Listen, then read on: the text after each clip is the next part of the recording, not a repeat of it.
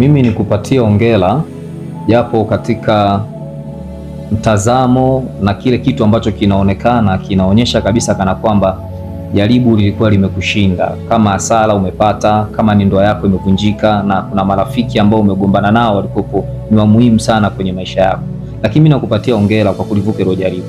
Kinachoniaminisha kana kwamba wewe ni mshindi na wewe umevuka hilo jaribu ni kitu kimoja tu, bado upo hai. Yani bado upo hai. Yawezekana jaribu lilitengenezwa ili lichukue kabisa maisha yako, uweze kupotea kabisa duniani, iwe historia, jina libadilike kutoka kuitwa fulani mpaka kuitwa marehemu. Lakini Mungu amekuachia neema ya uhai kwenye maisha yako. Kwa hiyo wewe bado ni mshindi wa hilo jaribu, umevuka. Na hawa ambao wamekuacha kwenye hilo jaribu, Mungu alitaka iwe hivyo, watoke kwenye maisha yako ili uanze na watu wengine wapya.